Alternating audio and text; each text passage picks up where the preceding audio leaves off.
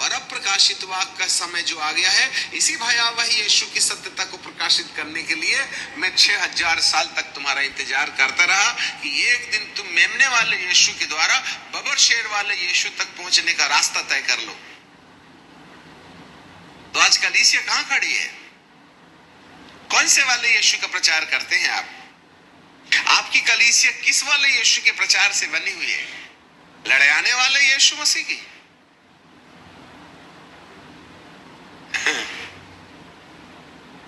मेमने वाले यीशु मसीह की?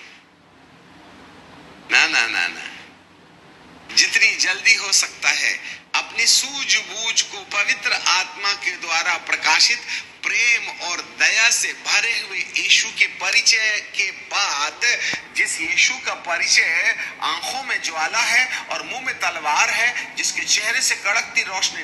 क्या हुआ जब यीशु मसीह ने ना साउल को जब घोड़े पर बैठ करके जा रहा था, तब क्या हो गया? एक ऐसा उजियाला जो कड़कती धूप से भी तेज था, और उस उजियाले ने एक ही बात कहा था, मैं यीशु हूं जिसको तू सताता है। बीच बीच में बबर शेर वाले यीशु ने हमको हाक लगाई है, याद रखना। शाऊल गिर पड़ा घोड़े से, तू सताता है,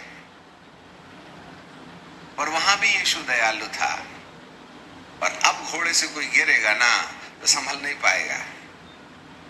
the grace period is over.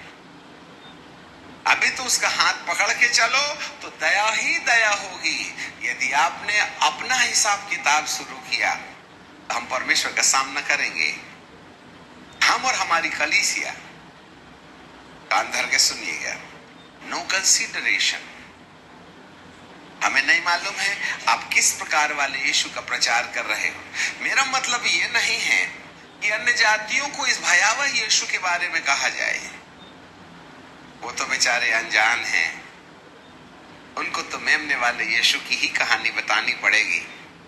परंतु कलीसिया दयालु वाले यीशु की कहानी सुन सुन करके इतनी जट्ठर भिंडी के समान हो गई है, इतने ढीठ हो गए हैं कि परमेश्वर अब उनके आमने सामने खड़े होकर के कि तुमने मेमने वाले यीशु का मिसयूज किया है, अपने पाप को करने के लिए ढाल बना के रखी थी तुमने, इसलिए मुझे मजबूरन मेमने वाले यीशु से हट करके प्रकाशित वाक्य वाले यहूदा के सिंह वाले यीशु के समान तुम्हारा सामना करना होगा, जिससे कि जो मेरे संग है मैं उस पर दया दिखा सकूं, और जो मेरे साथ नहीं है मैं उनके साथ में न्याय संगत काम कर सकूं।